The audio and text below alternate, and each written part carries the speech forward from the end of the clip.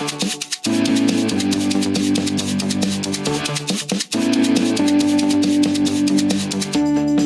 to the Human Factors and Ergonomics Hub, a series of educational podcasts that showcase the connection between human capabilities and good work design, brought to you by the Human Factors and Ergonomics Society of Australia. Hi, I'm Sharon Todd, a certified professional ergonomist and the current president of the Human Factors and Ergonomics Society of Australia. Today, I'm chatting to Paul Cummins, the founder and CEO of Airline Training Solutions. Paul has nearly 40 years' experience in the aviation industry, working in roles that have included a pilot with the RAAF, a trainer for Qantas on Boeing 737-800, an air traffic control section safety officer, a safety engineer and safety lead on numerous projects. Paul currently specialises in training and skills development of professional pilots using flight simulators. I'm really excited to have Paul join us today, as I don't know many people with an F-18 Super Hornet fighter jet simulator in their office. So Paul, tell me a little bit about yourself and your work. I'll start with my background. So I'm setting up a new business called Airline Training Solutions. So it's specialising in professional pilot training, but also focusing on improvement of skills in private pilots as well. So while it's targeted at airlines, it's also keeping pilots current that may have been stood down during COVID and getting them back job ready, or so they can apply for another job as well. There's a little bit of crossover into military as well. And the simulators are a 737-800, Airbus A320.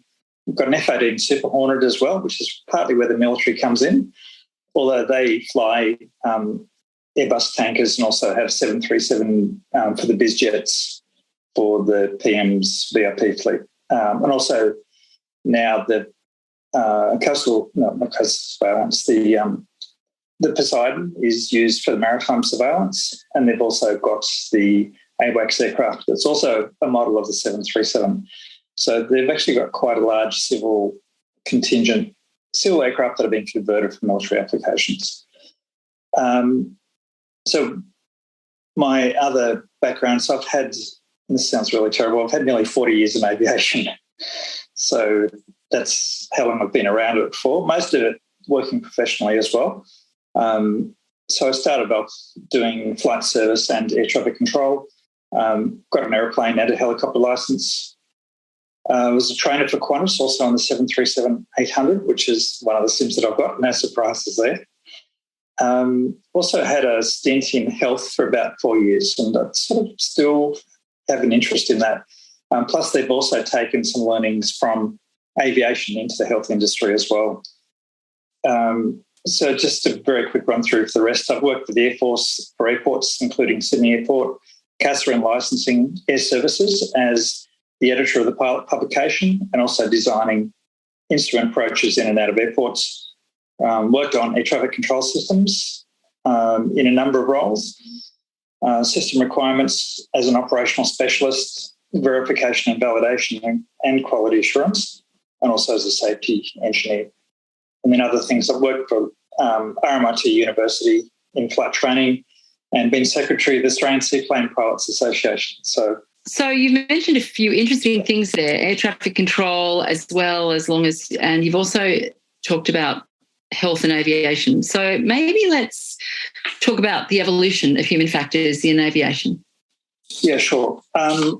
That's been really interesting because originally, when you went to get a pilot's license, you just flew and you got a license. So there was no consideration of the human factors elements in it at all. And often accidents were classed as being pilot error. That was the generic term for it. Anything they couldn't put down to anything else must have been a pilot cause in some way. Although, as we now know, often there's all these other little elements behind it. So the pilot was only one of the factors involved in it. Then they came up with the airlines with CRM, crew resource management.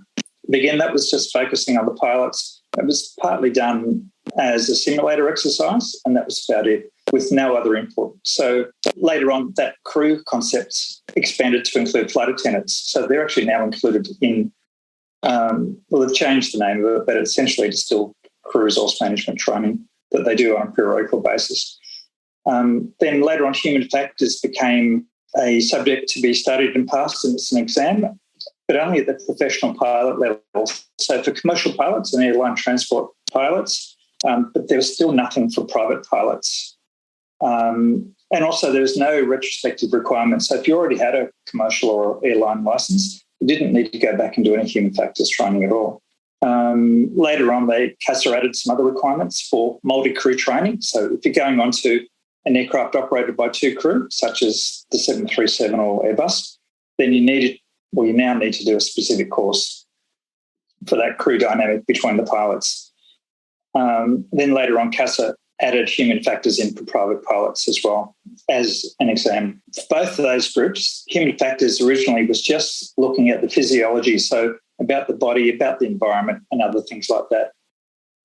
It didn't cover some of the elements that are now included, such as threat and error management and some of the other safety elements. And actually the latest version that I was just looking at, some of the CASA information, human factors material has now added design into it. So from a pilot perspective, that's really the first time that they've started to put design in. I mean, it's been around other parts of the industry in terms of, HMI, human machine interfaces and things like that. That's really that was the only consideration that was taken into account earlier on. And I think it's still lacking in aviation in a lot of areas. And the latest booklets from CASA, they've actually labelled it as safety behaviours, human factors. So they're recognising that it's, you can be trained in something, but unless you put in the rubber to the road, so to speak, then it still isn't going to be effective. And I'm just going to have a quick read of one of these. It talks about the different models for human factors. CASA actually lists 5 different models. So they're not even clear in what they want people to do. So there's the PAIR model, which is people, environment, actions, resources. There's PEPO, which is people, environment, equipment, procedures, organisation. And I've never heard of those, by the way. Then there's 5M, which is all man, people, machine, equipment, medium, they're classing that as environment, mission, purpose, and management, leadership. And then the one that we do use is the shell model, which is software, hardware, environment, liveware, individual, and liveware group. And then there's another one that adds in a C and an O, which is for culture and organisation, which gets added into the shell model.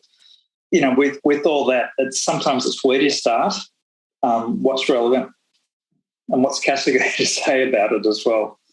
And even some of the terms that are in there, software, I sort of like to call that really systems rather than software, because depending on the industry you're from, software means a certain thing. But in terms of the CASA software, they're actually referring to things like manuals and other things. Whereas and even a system can be confused as well. A system to me can be software and all those other things. But we mix up terms between industries, and even within aviation, some of the terms are applied in different ways depending on which part of it that you're looking at. Plus, we use a whole bunch of acronyms that are very unique to aviation. So someone that's new or not familiar, and we actually use the terms like ILS. So yes, we're using the letters, but there's some of them like, but there are things we actually say the word. So or TCAS, we say that actually as a word rather than TCAS. So TCAS is the traffic collision and avoidance system. So, we've got a very unique environment that people are operating in. Yeah, so that possibly got a little bit off track, but it covers so much within, what we're doing and setting up to do, and that's partly the reason why the human factors are so important. It's actually a nice segue, though, because what you've talked about is communication. So let's maybe talk about why communication is important. And you obviously mentioned a phrase, crew dynamics and crew management. 2 parts. So the crew resource management has evolved into other things now, and it's the new training that's required for commercial and airline pilots, where there's a 2-crew operation, is the multi-crew cooperation training.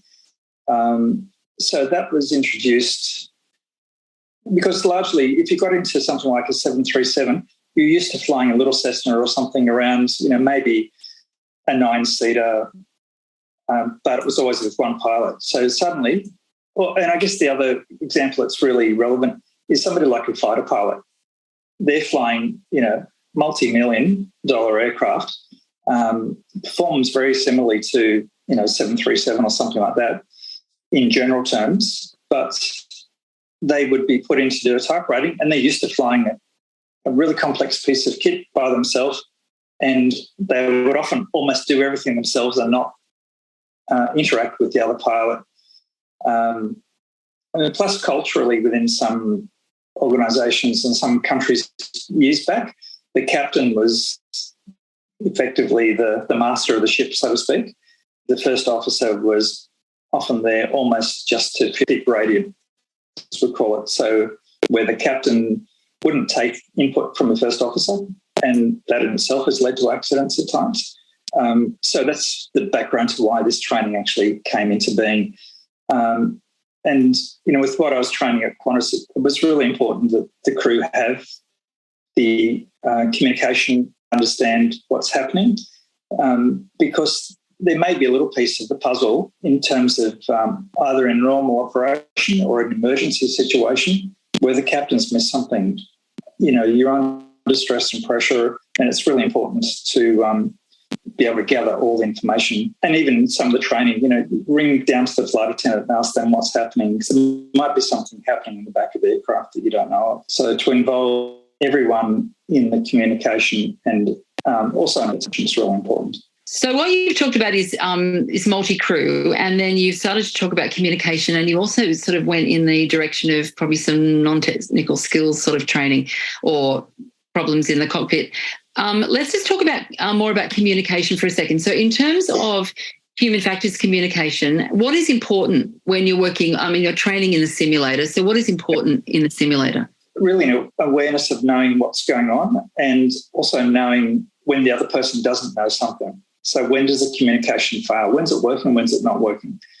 Also different types of communication, which can come down to, we've got different ways of learning, and we've also got different ways of communicating. And sometimes it's easy for personalities not to align. So the consistency between the training and knowing what each party is doing, but then also being able to communicate with the person. If somebody misses something, you need to pick them up, but in a way that doesn't feel confrontational. Everybody gets tired at times and things like that, and it is easy to potentially miss something. But also the other side of it is also using checklists and knowing how to improve the communication between the pilots as well. That's the other side of it. How to manage their personality to a point, but understanding. I'll just give you one example. In the 737, it has a head-up display very similar to what a fighter jet has, but it's only on the captain's side in the 737.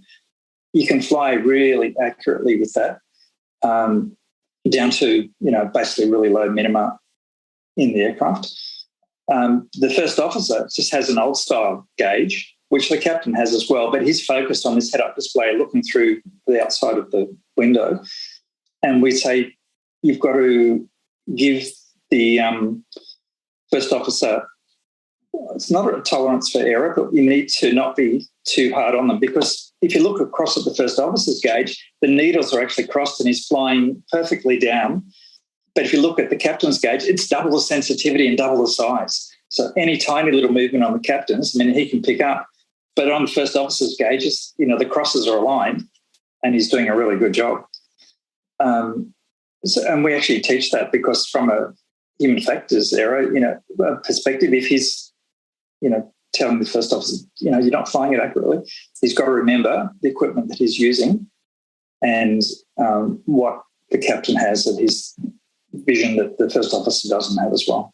So why isn't it the same on the first officer's side? That is just the design of the cabin? It is. The head-up display is it's an option. So not all airlines take it up. The Qantas aircraft all have them on the 737s.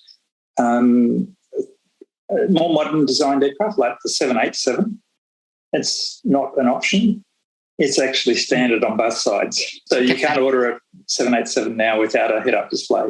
It's just there. So let's go back a step. What do you actually do in a simulator with the pilots? And I guess there's a difference between whether it's a person starting out or whether it's an experienced pilot. So maybe let's start with a new pilot, someone who's learning to be a pilot. What are the priorities for you and where does human factors fit into that? Yeah, we're only dealing with pilots that have got experience to start with. So we're not teaching a basic pilot from scratch. I have done that in the past, but that's not what we're doing now. So these pilots have all got at least a commercial license or a fair amount of experience or an airline transport pilot's license. And it also depends on the type of why they're coming in. Are they doing it because they need to learn the aircraft? Are they coming back to do a refresher or a recurrency? Or are they doing a multi-crew cooperation course? And that's probably the closest to the basics. It'll be commercial pilots who hasn't flown a big aircraft and is going to go onto the 737 or Airbus, something like that. It's a little bit different because the multi-crew course is a short course and it is predominantly based on human factors. So they're not assessed on flying skills. We want them to know enough about the aircraft so they can generally do things, but we also want them to make mistakes and then see how they're going to react to those mistakes, what they're going to do with it, and how, what the dynamic is like.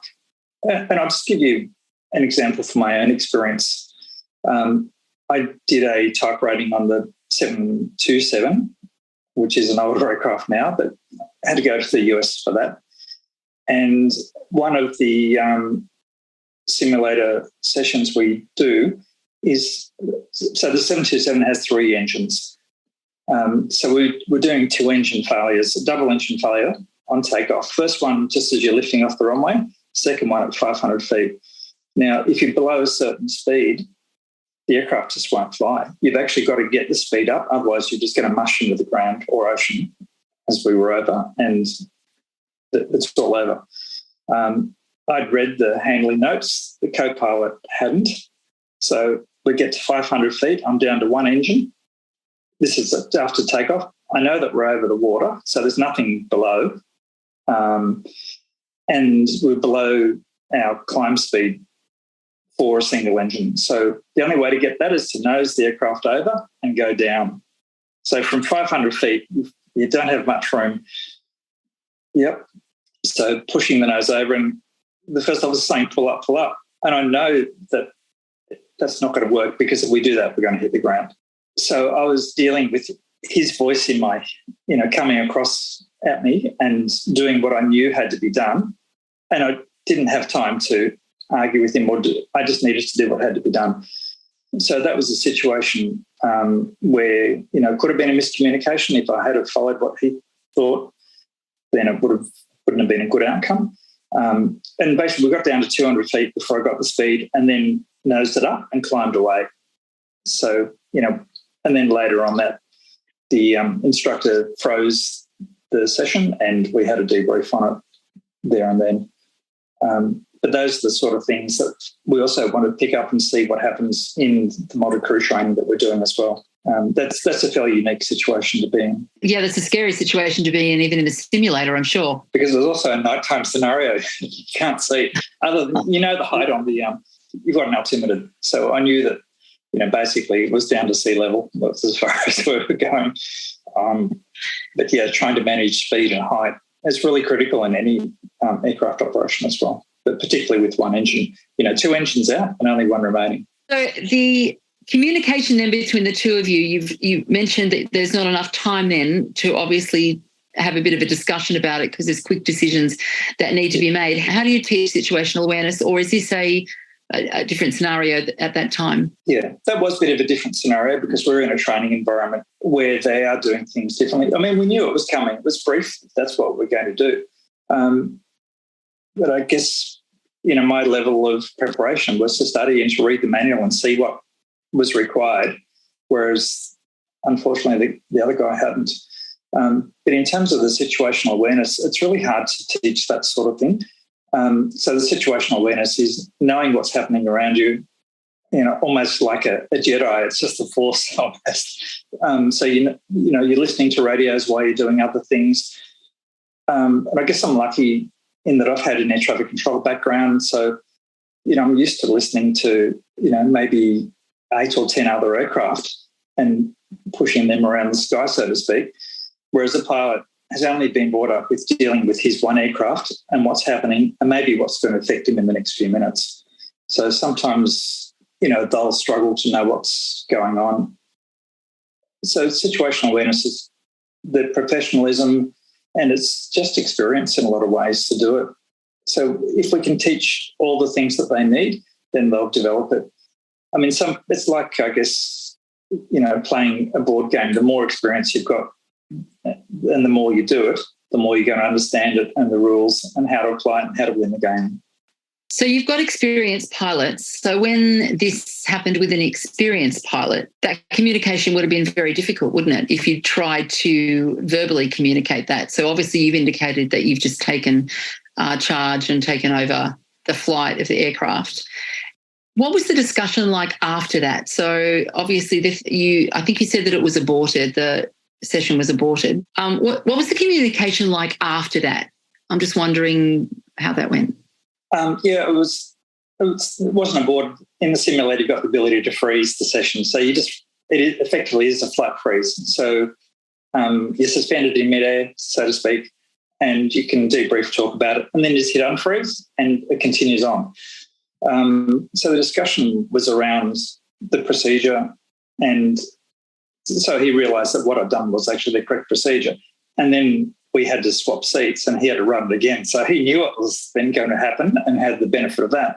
Whereas if he had been first, then I'm sure we would have been on the water, because he would have tried to pull up, not had the speed, and we would have not had the flying performance. It doesn't matter how much power you put on. If you can't get your speed and you're behind on the drag, then you will end up not flying.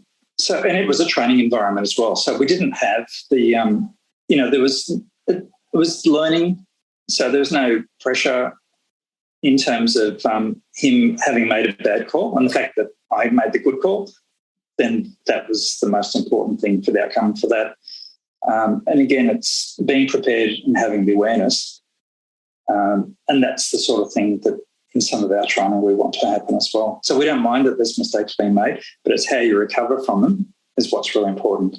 You mentioned something about you can go around again. So the simulator is recording the scenario. Is this correct? And then you fly the same thing over again? Is that what happens? No, we didn't actually need to fly it again because I did the whole thing correctly. He could have repositioned us back onto the runway and done it again if he wanted, but there was no need to in this case. There are ways, some of it can be recorded and played back, depends on the type of simulator and things like that as well.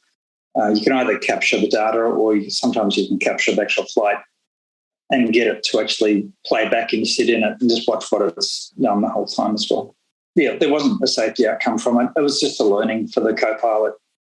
So I was actually flying at the time. So as I said, I just ignored what he was saying. I said, no, I'm right. And that was about it. He kept saying, no, pull up. But at that stage, I just had to concentrate on the flying. Yeah, I wasn't trying to take anything away from him, so to speak. I didn't want to make him feel bad, but, you've only got 400 feet above the water and hitting terrain, so to speak. And that was my priority. My focus at the time was making sure we didn't. So that, again, that came into situational awareness, I guess. There's knowing the procedure, knowing how much space we had to play with. I was also aware of not to push the nose too far down, so we didn't have too great a sink rate. But the 727 is a fairly slippery aircraft, as we call it, so it will accelerate fairly well. What do you think it's for, or how do you use non-technical skills training, and then is it distracting for you? What happens in the training environment rather than the aircraft, you're not going to sit down and say, okay, we should be doing this or this or this. The skill is actually in learning what needs to happen and how to apply it. So, and it becomes a philosophy in the way the airline operates, using the correct procedures, the checklist, knowing what all the things are that need to be done, both in normal and emergency. Airlines often call it non-normal procedures. So that can be running a checklist you don't normally do, or it could be an emergency type checklist as well, ranging from something minor up to something where you need to have the recall. So some checklists need to be done partly from memory. So things like engine failures, you don't have time to pull out a checklist on those. Pressurisation, drops in cabin altitude, we need to run an emergency descent procedure and things like that. The first probably 14 or 15 items on that are memory recall items, so they need to be able to be just rattled off straight away.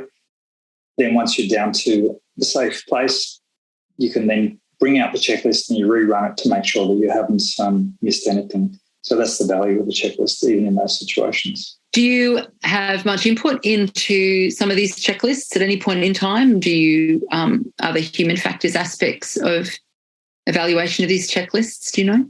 The checklists are generally done by the airline themselves or Boeing, so whoever the manufacturer is.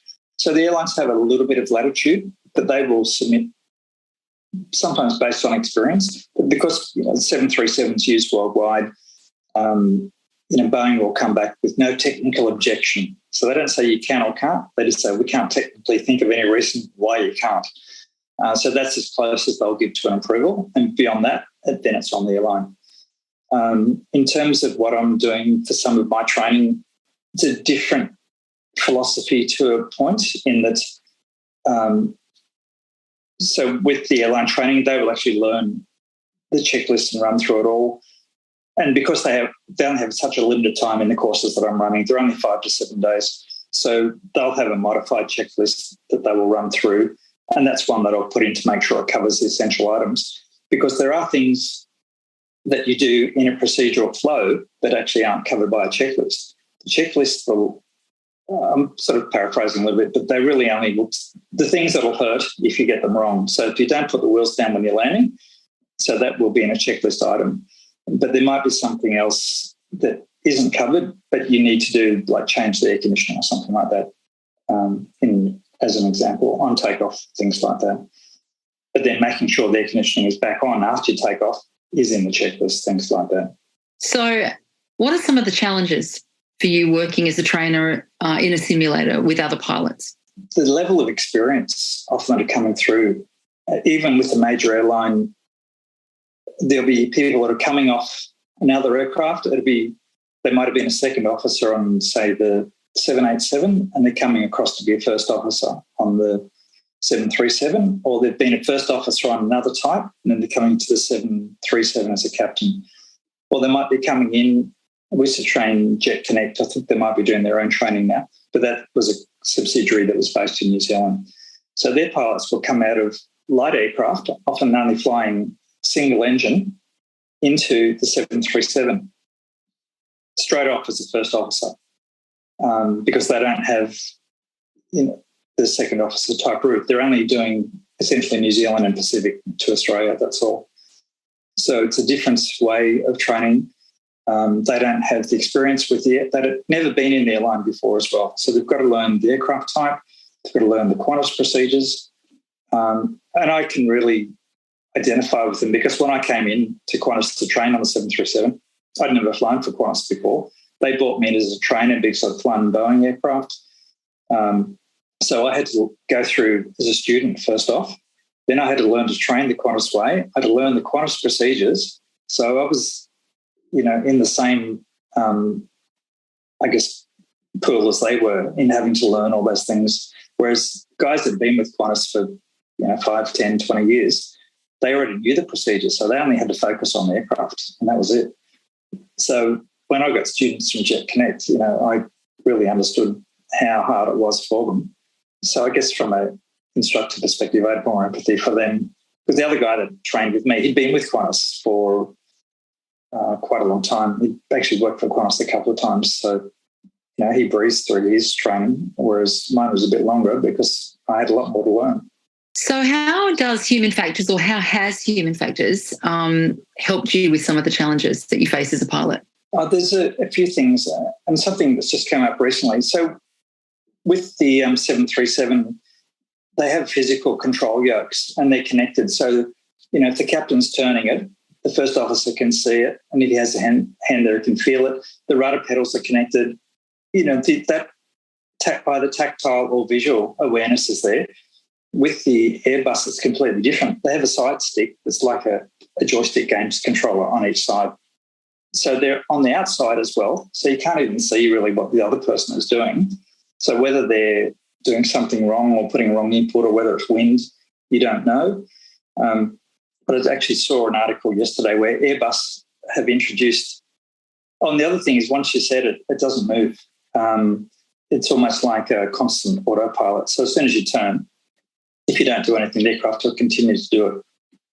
And it's also fly-by-wire, so there's no tactile feedback as well. But the article yesterday, Airbus have actually introduced a side stick that will move on the other side. So they've somehow connected it electronically so it will mirror what's happening on the side. So a training or check captain could monitor the first officer and think, oh, he's actually going to, flare too late or it's going to be a hard landing. So he can take over or provide an input, which is what should be able to happen. But that's, I just don't know what accidents have actually been caused by it, but I would think there's probably been a few debriefs at the end of it where there's been something with a hard landing or some wind or crosswind that wasn't handled well. But for Boeing, mostly it's been cables and pulleys down the back so you can actually feel what's happening. You have interconnected controls. And it's also one of the reasons why I would rather fly a Boeing than an Airbus. From a pilot perspective, it's a very different design philosophy. So are you talking about tactile feedback? You get some element of feedback because of the pulley system, whereas the more electronic system removes that. Yeah, essentially the Airbus has a computer at the front talking to a computer at the back that then controls the hydraulics and things, whereas the, at least the Boeing, not so much the 787, I think it's fly-by-wire, but the others, you have pulleys and cables and hydraulics to assist. But you can actually feel, so the faster you go, there's more weight on the controls and things like that. I think some aircraft have actually introduced that artificially. I think they have for the 787. But just being able to feel what's actually happening through the controls from a pilot perspective is important. Even where the loading of the aircraft is, for example, there's a bit of a weight range where the centre of gravity once you've loaded an aircraft. And if it's a forward centre of gravity, you've actually got to apply more force to rotate and lift off the ground. Whereas if it's an aft centre of gravity, it'll actually come off more easily, which could mean that you end up with a tail strike because you put the same amount of force and it comes up faster and the tail hits the ground. I have never had a tail strike, but I've had one where it came off very easily and I thought, I've got to check, in my own mind and be more aware of where that centre of gravity is. Because it would be so easy to, potentially have a tail strike or something. So if it's more electronic in its control and you don't have that feedback, what are you relying on to give you the information? You're relying on the flight directors and the information in front of you to actually determine how far up you're pitching. But the initial rotation, you're actually looking outside and then you're coming onto it as you lift off the runway. So there's a transition period between the two. So how do you manage vigilance? And I'm thinking probably long flights. You've got to be vigilant all the time. But how do you manage that when there's so much to monitor and you're also, watching what the other person's doing as well? Well, once you're in cruise with autopilots on and things like that, then you have a pilot flying and the other one's called pilot monitoring, and they switch roles or switch sector by sector. So there'll be one pilot flying, and it may not be the captain because both pilots sitting in the seat are qualified to actually completely fly the aircraft. There are some conditions under which the captain has to land, if it exceeds the crosswind limits for a first officer or things like that. But I think even Qantas were changing some of that. So providing the first officer had experience, they could do it. But on the long flights, there's occasions where you'll be sitting there and you'll be chatting, eating. Night flights across from Auckland used to be not only tiring, but, I'd go through and read maybe part of a manual or something like that. Or, if you're pilot flying, then you needed to be, more focused on it, whereas the other pilot, may potentially actually be browsing through a book or something like that. you have alarms and you have things that will alert you to a problem. Part of the crew dynamic is also how you relate to people in the cockpit. Pilots for some of the airlines have picked as much on their people skills as their flying skills, because if you're on a 17-hour flight or whatever it is across to London from Perth, then the last thing you want is somebody that to have that crew dynamic. It actually helps overall as well. So it's also a flatter cockpit gradient. So captains will ask for input. Certainly, the way Qantas would train it was that. It used to be if there was an emergency years ago, the first officer would hand over to the captain to fly, and then the first officer would run the checklist, or the co-pilot would run the checklist. But there are problems with that in terms of the captain's not fully aware of what's going on. The first officer had the inputs for whatever was needed. And I'm glad that the airlines have adopted it. So the pilot who's flying will continue to fly, and then the other pilot, even if it's the captain, will then run the checklist and go through the procedures. And there may be times where you do need to hand over, because some of the controls and switches in the upper panel, they're really hard to reach from one side. So, it's a stretch. You've actually got to almost reach across the other person to do some of it, things like that. And again, that's ergonomics, but also from old designs that are legacy systems as well. Or is there an example you can think of where the alarms in the cockpit have either not been very salient, or they've just blended into the background for you, or circumstances where you think human factors could have improved how something was designed? Not so much in the design, but I've had it happen with students where there's different types of systems in the 737. So if something is visually right in front of you, it won't bring up what we call master caution, which is a light that alerts you that there's something happening with the systems. So if it's on the overhead panel, and you can see just above my head on the background there's above the window, there's all those lights. So that's not in your field of view, so to speak. So if something went off there, or a system was malfunctioning, or something tripped off, the yellow light on the panel directly in front of you will start to flash. So and then you'll also get another light that will tell you which system it actually is, or which panel to look at, so to speak.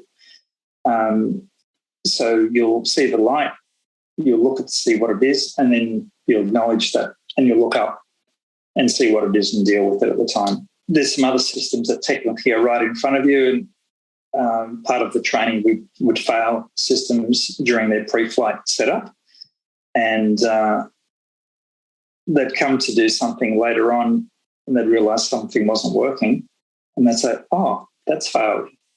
And I'd say, "How long's it been there for?" And they wouldn't know. It might have been there for half an hour, because it wasn't directly in their field of view. They only ever did that once, and then they would check it in the future. But to me, that was a good learning experience. I wouldn't point it out and say, "Hey, I've put it there." I'd let it run, as far as it needed to go for them to pick it up and then to deal with it from there. And sometimes those learning outcomes, I've deviated from syllabuses occasionally, but I've always been able to justify it, including even when I did my check with Qantas as an instructor. I needed to do something that was a bit different. I didn't explain it during the session, but I explained it to the checker at the end of it and said, "This is the reason why I deviated from it." I said, "Good call." So I didn't miss anything, but there were learning outcomes to be done from allowing things to just go a little bit differently. And it also depends on the experience of the crew that you're working with as well. Some crew need to be challenged a little bit more than others in things at times. Let's talk about the difference in switching. Are there differences in the switching? Yeah, there are. I mean, even within the aircraft itself, there's some are push buttons. Most of the Boeing are actually switches that you'll move. Airbus philosophy generally is that it's a push button. But sometimes, when you push a button, you're not actually sure whether you pushed it far enough to engage it or do things like that. Whereas with Boeing, you've actually got to move a switch. And some of them have even got like a ridge in the middle. So you need to actually physically pull it out and over that ridge and down. So it's a definite movement. So there's no doubt that it's been done. I haven't flown an Airbus, so I'm not the best person to comment on that. But to me, the physical movement of a switch, it's been done. So occasionally with things, there are a few push buttons on the 737. Part of the cargo fire system, suppression system, is a push button. And, the number of times somebody's actually pushed the arm button, they've gone to activate it and I've looked down it and they haven't actually pushed it enough to actually arm it. And then they've had to go back and push it again. Yes, that's a stressful situation because they're dealing with an emergency. And even though it's a simulator, they know that if they don't get it out in a certain time, that the instructor's going to let it go into a fire or something like that. So they need to deal with it. But that switching is a very different design philosophy. The panels in the overhead on the 737 essentially moved the flight engineers switching from the behind the co-pilot onto the overhead panel. So even the 737, which is a later generation aircraft, is still almost a legacy design from the 707 and the 727. So there hasn't been many changes from that. Okay, actually something I will mention is people's experience in simulators. So simulators haven't been used very much in Australia, particularly at the light aircraft level. So the general aviation, as we call it, which is a single engine and small twin engine pipers that your average pilot will fly on a weekend. And I probably didn't quite realise how significant that difference was until I had somebody come into one of my simulators, the light aircraft simulator. She was a qualified pilot and, while we're taking off, she got distracted with something. So it started to veer off the heading and, the stall warning actually went off. Yes, I was doing things and we're having a discussion, but I realised I hadn't actually given her a full brief. And part of the brief is we treat this like the real aircraft. So you must fly it the way you fly the aircraft. So that means don't get distracted by things. Focus on what you need to do. Look at your airspeed and your numbers and what's happening. So that was a good learning for me. It was only a session, designed to just give her a little bit of experience in a simulator type thing. But I realised that, my part as an instructor was to, and it's the first time she'd sort of been in a simulator like that, was to give, a proper brief and background, even for somebody that's just in it, to get a little bit of experience, not doing a formal course or things like that as well. Actually, that's one of the things that I thought would be a problem because it's not the real aircraft. You just haven't, walked down the air bridge and crossed and waved at all the passengers and climbed in. I think it would be quite easy to think it's a game and think it's not that it's not real. So that's really important, isn't it? Yeah, it is. But that actually isn't the case. If you have a look behind me, that's actually the same as what a Qantas aircraft, Qantas 737-800 is. So a Qantas pilot stepping into this, number one, they know that, all the training material talks about treating the simulator like a real aircraft. Generally, they know they're being assessed. But the other side of it is that, from my experience stepping into a simulator is that it looks like the real aircraft. It flies like the real aircraft. As soon as you're in it, you actually forget that you're in a simulator pretty much. You are flying it as though it's the real aircraft. Does it have all the noise that a plane has? It does. As you're running down the runway, you can hear the nose wheel hitting the runway lights. You can hear the rumble of the tyres. You can hear the engines. Yeah, so all the warnings and things sound the same as they do in the real aircraft. If you get into a stall or a stick shaker type situation, you can hear the clacker going off. So it's all there, yeah. Thanks for joining us at the Human Factors and Ergonomics Hub, brought to you by the Human Factors and Ergonomics Society of Australia, where human-centred design really matters. If you like this podcast, make us your favourite in your podcast app. We look forward to chatting with you next time.